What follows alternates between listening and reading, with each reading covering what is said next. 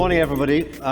My name is Jeremy Grant. Welcome back to day 2 of the Eurex Derivatives Forum. And also, so first of all, 2 welcomes. One welcome to those of you physically present, you brave souls who have come here for the first session of the second day after a hopefully very enjoyable evening at the museum here in Frankfurt. And also, second welcome to those online. There are quite a few hundred of you online, so hope you can see and hear us well. I'd like to now just introduce individually our panelists who are going to take us through thematic indices this morning. So do pay attention. I know it's maybe only coffee number 1, but we'll hope to keep you awake and engaged. Axel Lomholt, Senior Managing Director, Chief Product Officer of Qontigo. Welcome, Axel. And then we have Randolph Roth, Executive Board Member of Eurex. And thirdly, Norbert van Veldhuizen, Head of Equity Index Product EMEA at FTSE Russell. Welcome.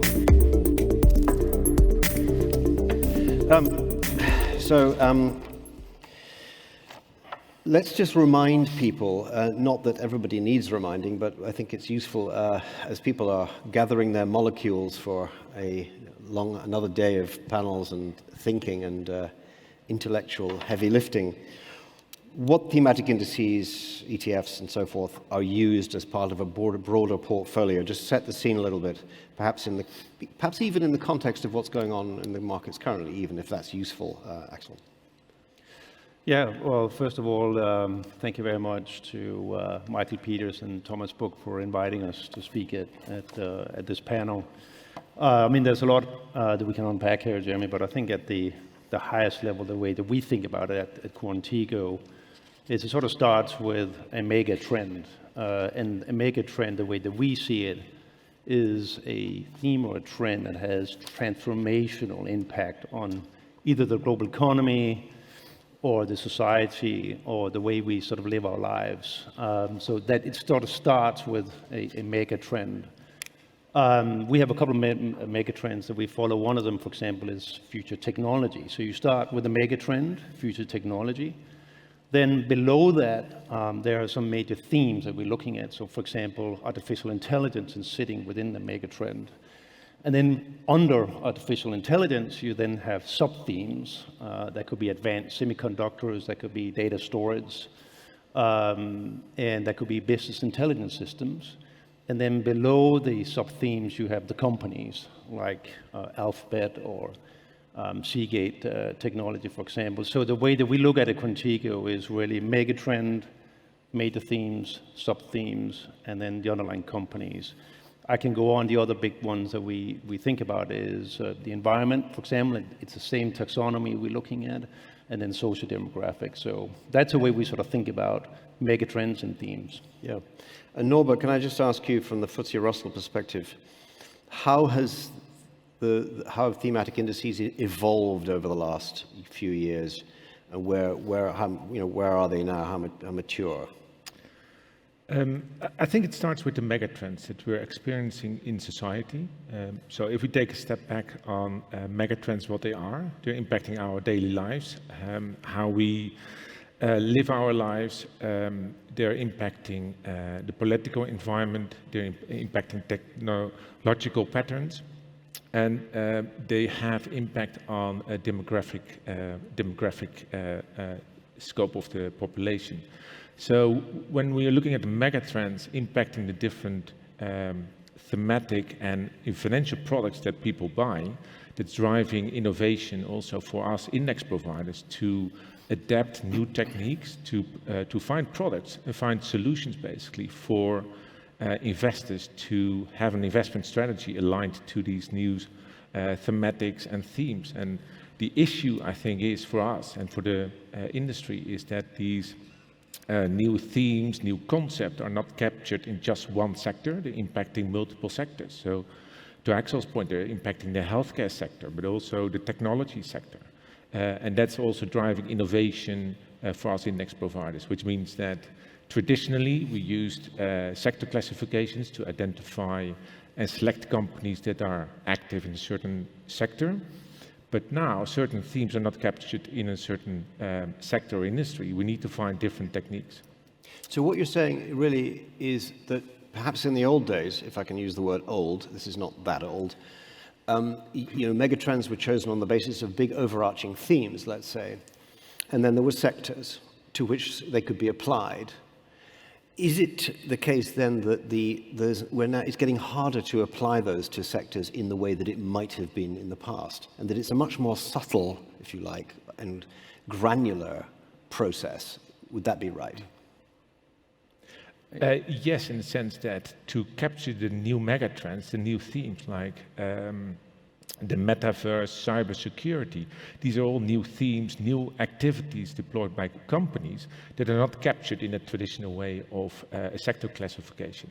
So to capture those themes, yes, we need to have more agile systems to identify those companies and their activities, whether it's revenues, activities, or expenses and investments in R&D that companies are spending the capital.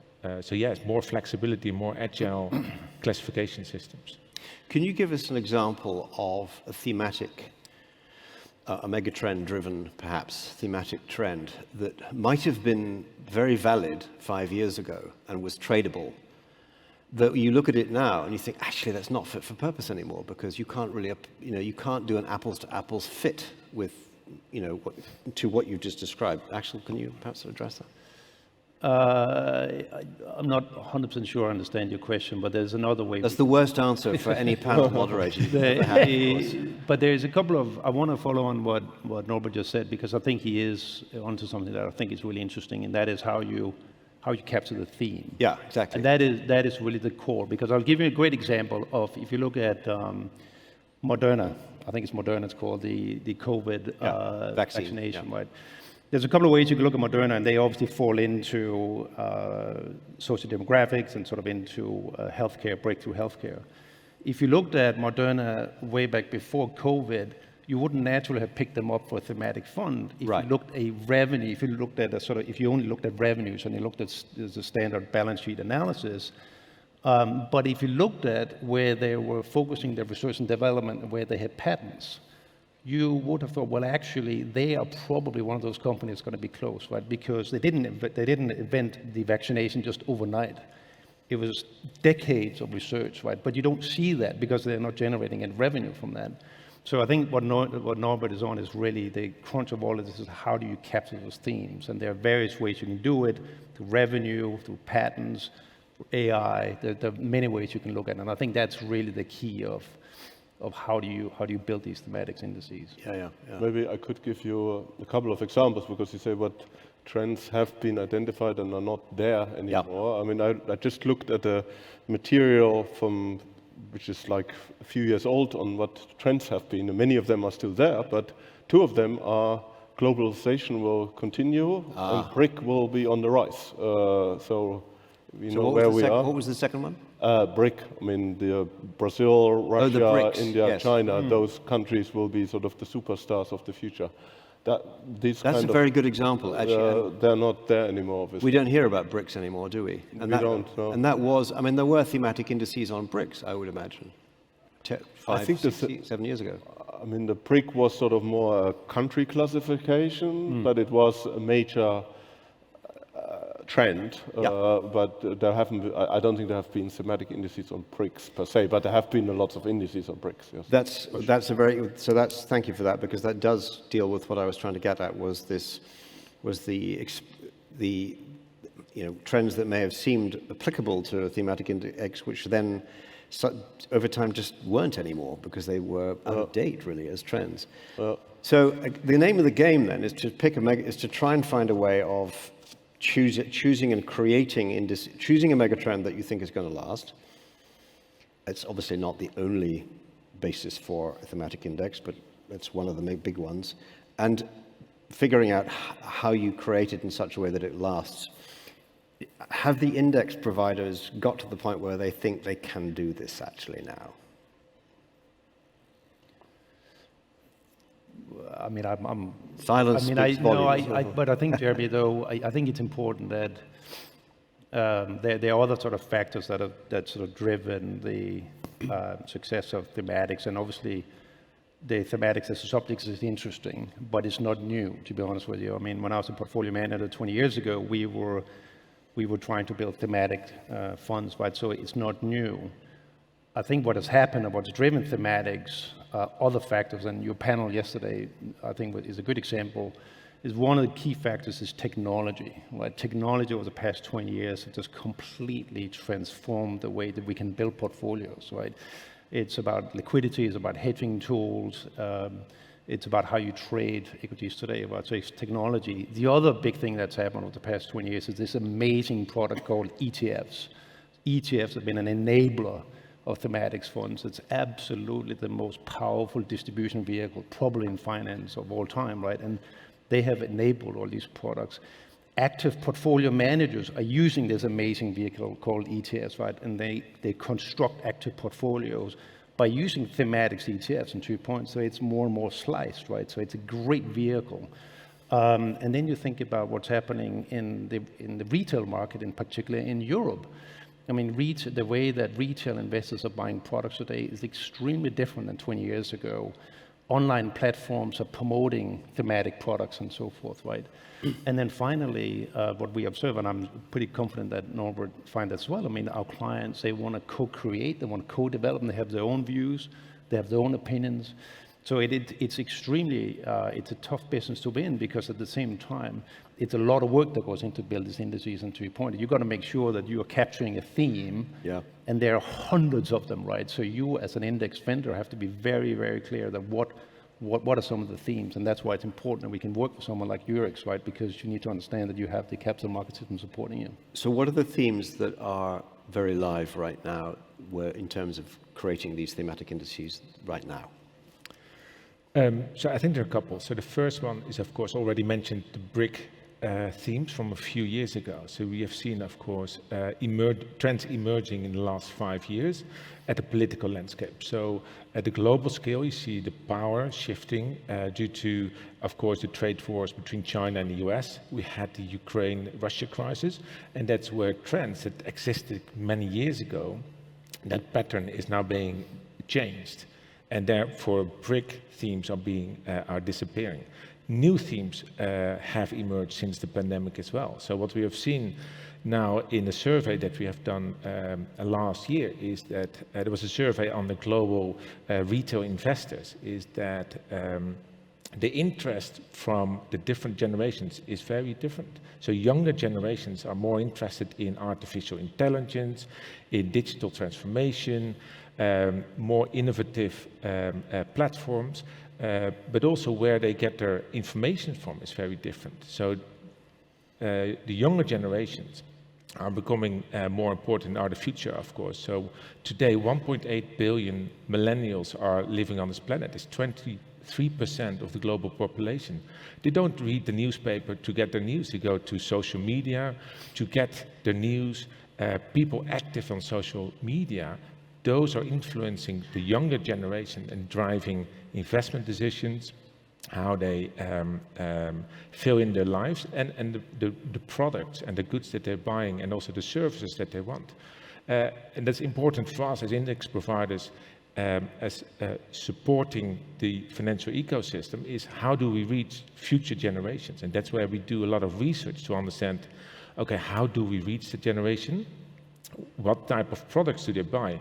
To Axel's point, ETFs have grown over the past 10 years with significant trends, but the newer trends coming up around the thematics to capture those new mega trends. And that's important to reach younger generations.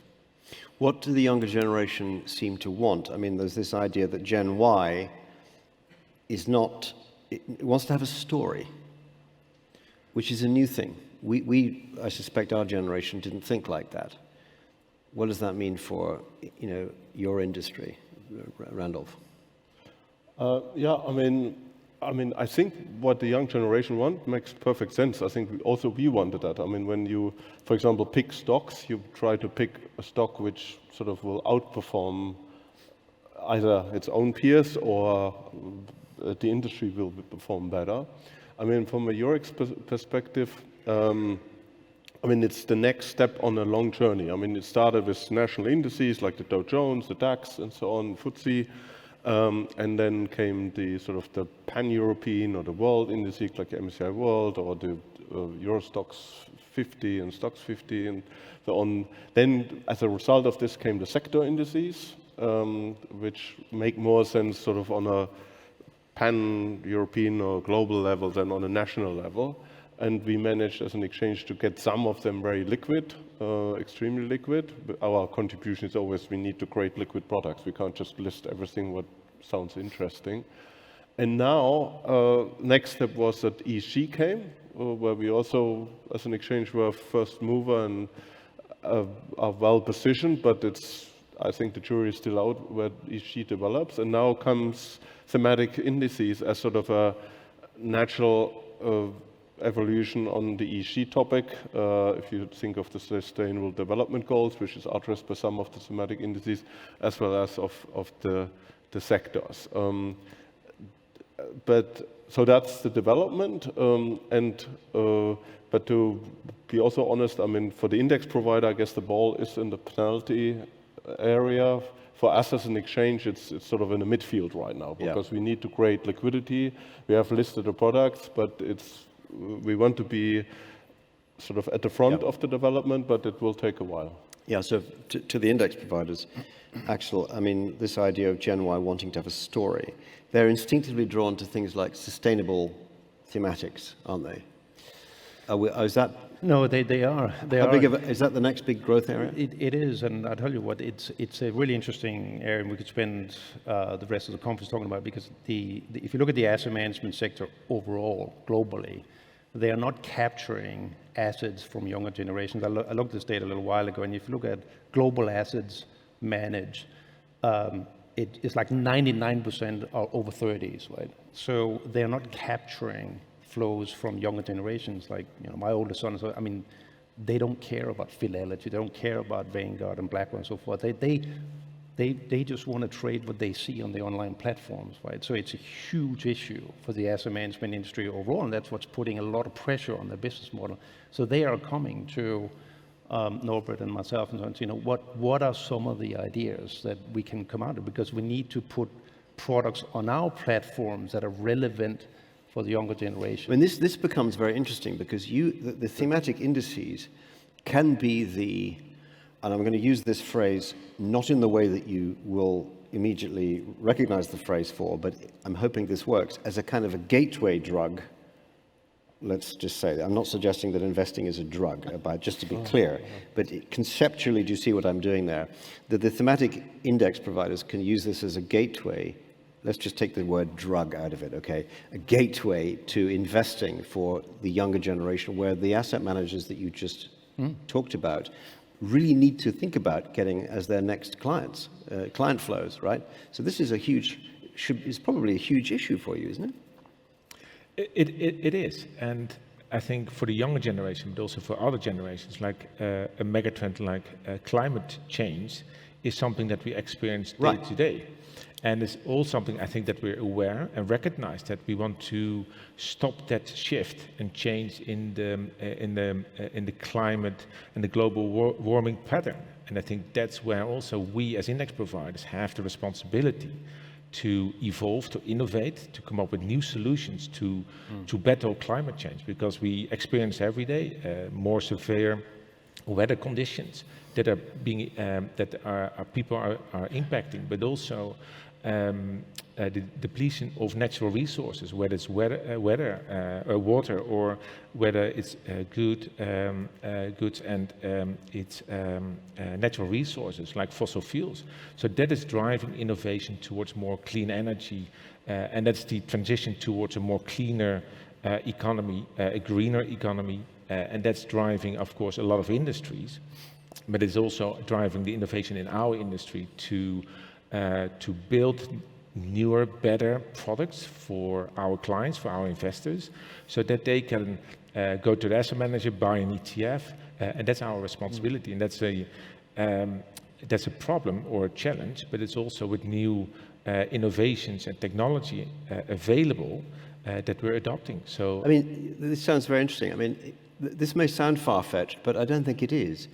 I mean, if you think of Greta Thunberg's generation, isn't there an opportunity here for index providers thinking about how thematic indices are created, and precisely to your point about climate change, sustainability, and so forth, there can be a more important issue to many people, if not most people, that there is actually a role for the industry here to step up and even partner with the UN, some UN agencies, whoever it may be, to look at this problem holistically and grapple with it, because you're part of the solution. And so there's something possibly to be done here, isn't there, actually? Absolutely. But you said something there, and I think it was embedded in there, is that we need to work with the regulators. And we spend a lot of time with regulators, influencers, and policymakers because, as it was mentioned in the panel yesterday, they haven't made it easier for us in the industry, index vendors and asset managers, to create these products. So I can't speak for Norbert, but we spend a lot of time with regulators on sort of unpack what is an Article 8 fund, what is an Article 9 fund, and so forth. So we need to unpack all of that before we can tell the story through product development to end investors. So what's the key thing that you would want the regulators to unlock? I think, as was said in the panel yesterday, is we just need more transparency, we need more guidance. I mean, some of the policies, I think, are tough to understand for professionals when you're creating these products. So it must be equally difficult for consumers of these products. So I think what we are trying to do as an industry is trying to work with regulators to get more transparency and guidance. To make it easier for you to create products for the asset managers, is what you're saying?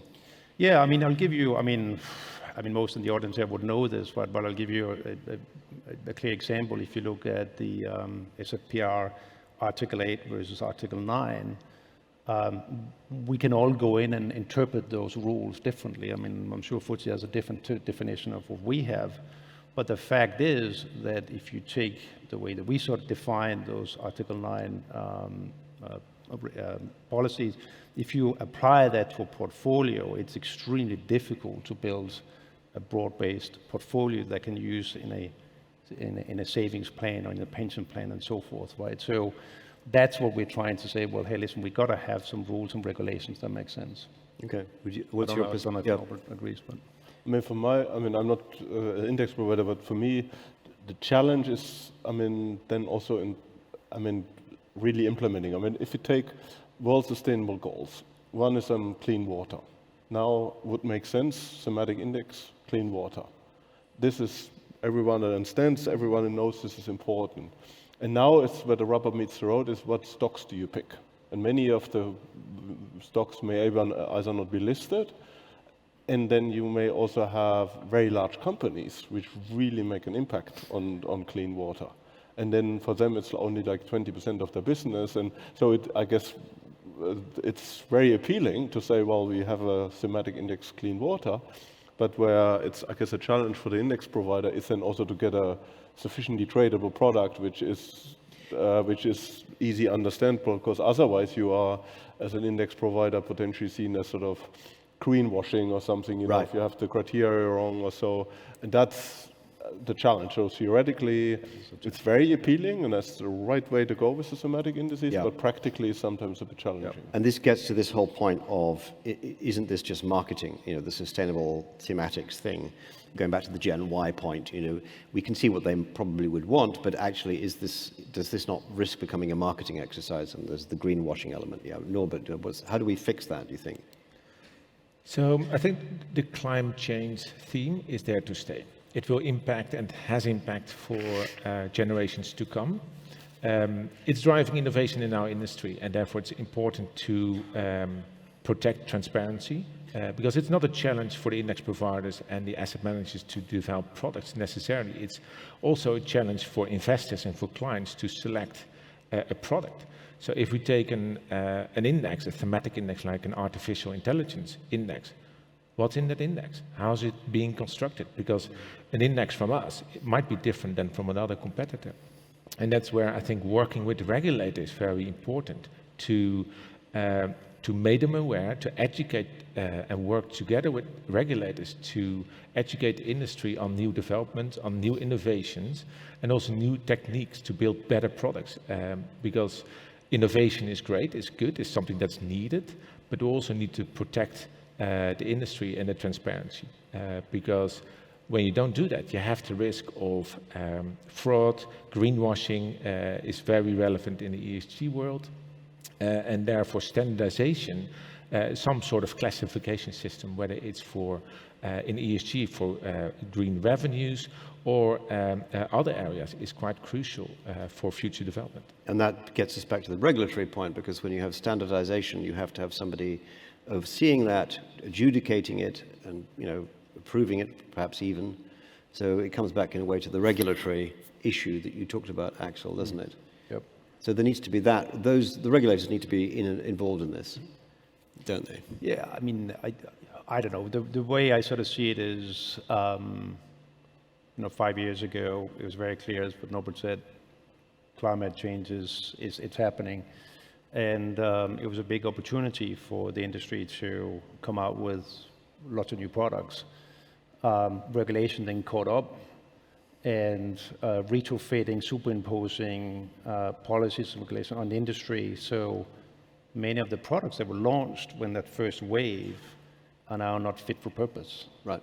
And I think that's an issue and a challenge for all of the stakeholders in the industry, not only index vendors, but for asset managers as well. And on top of all of that, what's happening now is there's a need for reporting. There is a need for reporting on the underlying index. There's a need of reporting on the fund. So you have all of these factors that are now playing out, and I think that's why we do have some challenge we need to navigate as an industry. We touched on AI a little earlier. And by the way, I noticed that no questions have come in yet. I will give you all the benefit of the doubt and assume that is a lack of caffeination. But do try and step up with some questions. You can post them through the app. And my question that I was about to ask goes back to what one of you touched on earlier on. I can't remember which one of you it was, but on AI. Is there an opportunity to use AI to create thematic indices? I suspect the answer is yes, but I'd like to hear how you might unpack that. Who would like to take that on? So how we use AI, and AI is a great term, but it's also important to break down AI. So the first set of AI that's been developed and techniques is basically taking information out of a data set that's unstructured. And there's a lot of data available now, especially since the pandemic in the healthcare sector. We have been testing a lot. A lot of people are now accepted that testing is available, so that gives more data points just in one sector. But how do you translate that data into information, and how do you translate information into a product? And how do you translate that to companies that have activities, making revenues from certain activities, but also where they spend and where they invest in future developments. So artificial intelligence helps us to understand, to get the information out of the data, whether it's from company disclosures, objective fact-based data points disclosed by companies, whether it's more subjective in nature, news on companies, but also patents that shows where companies are investing for the future. That's where we can use artificial intelligence to get information out of it, to understand what companies' activities are, and to be able to select companies to put them in a certain thematic index. That's one. Related to data, data is crucial for everything, and data sounds great, but there's a lot of data out there unstructured.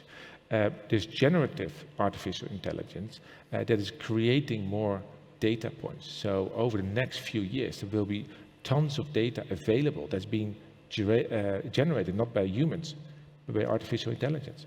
And that's shaping the industry, that's shaping our lives, and that's important for us index providers to create more,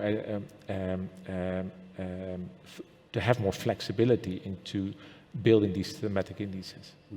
Actually, can I ask the same question of you? Is there, to what extent, I'll just tweak the question slightly, to what extent is there an opportunity to use AI to create thematic indices? And I agree with everything that Norbert just said, so that's not much more I can add, but I think there's one thing that he said that I think was the key point is so subjective analysis. I mean, I think we all have lots of systems that can analyze data in columns and Excel spreadsheets and all of that. I think we have a ton of that. I think what we're moving into now, how do you analyze text? For example, how do you analyze patterns? How do you analyze anything that's not data, right? So this is where AI comes in, and the data vendors and we work with is that how can they use artificial intelligence to find patterns in text, for example. Okay, this leads beautifully into the first question that's popped up on my screen, which I will now get into an audience Q&A mode. Have you tried to build indices using ChatGPT? We have not. We have not, but we're using that kind of new techniques to create more data points, more information, because these are great examples that where index providers, where exchanges are working more and more with technology companies to create opportunities from these new technical evolutions. So yes, we're looking at, but we have not developed any index using ChatGPT yet. I wonder if, this goes back to one of the panels earlier on where we had the representative from Google Cloud. I mean, big tech has a role potentially here, doesn't it, in partnership maybe even with index providers? Does that make sense? Yeah, but I would say we're already there. I mean, I don't know if Fujit said that well, but I mean, we work very closely with big tech already. Yeah. I mean, you guys had a big discussion last night on how to manipulate data in the cloud and so forth, right? So absolutely, I mean, that is a big part of what we do. Let's move quickly to the derivatives angle, since we are, after all, at a derivatives forum, and Eurex are obviously hosting. Randolph, what's the derivatives angle on this whole thematic indices? Explain to us what that is. What's the angle on that?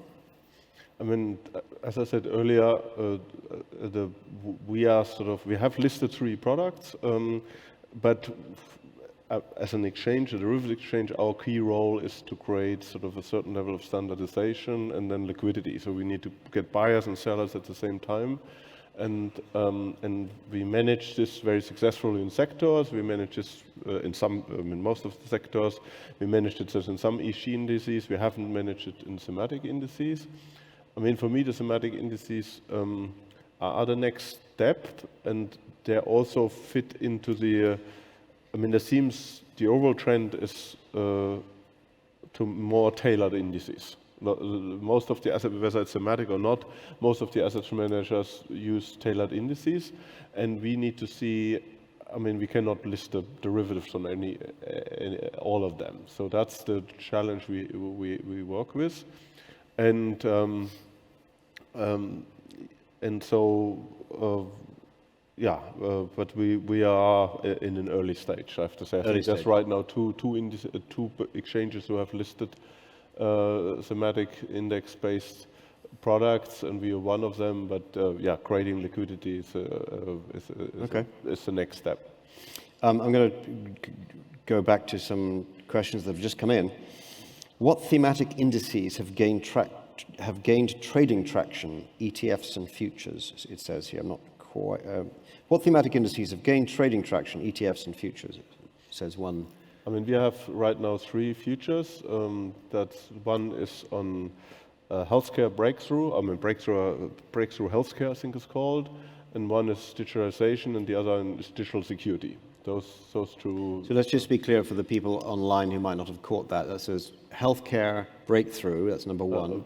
Number 2 is digitalization. Digitalization. And the third one is digital security. Digital security. Digital security, yeah. So cyber and that. Cyber, yeah. Those are the 3 features we have, and we're looking at more. But these 3 are available for trading. We have seen very little volume so far. That's very interesting. What's in the digital security product? What's that a play on exactly? I mean, it's the idea that I mean, in this index are firms which contribute to digital security, who have sort of solutions. I mean, we're all becoming more and more digital. We're all becoming more, whether we are in the cloud or off the cloud, subject to cyber attacks and all of these things.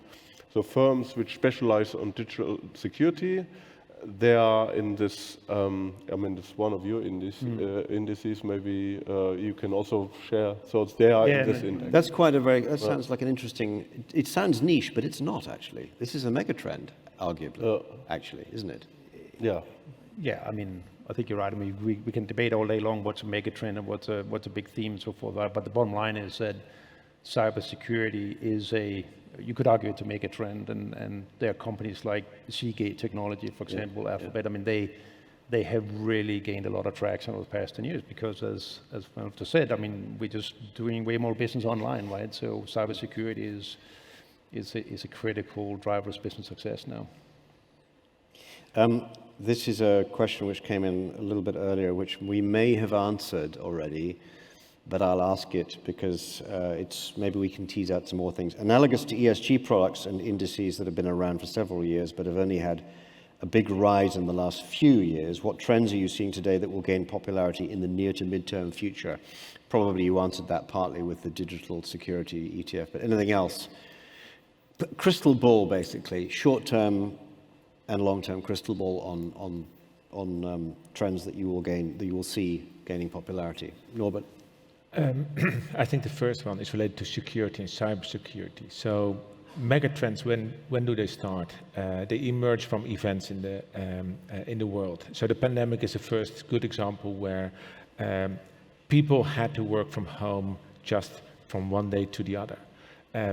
New technology like the digital transformation means that a lot of companies have a cloud environment that gives the employees the opportunity to work from home, from an iPhone, from a tablet, whether it's a desktop or a laptop, which is great for the employee. It's not so great necessarily for the employer because there's more opportunities for cyber criminals to access the work environment. And that's what we have seen last year, a spike in cyber criminals attacking companies. So that's becoming an increasing burden for companies because the costs will come up. So that's one, I think that's related to security.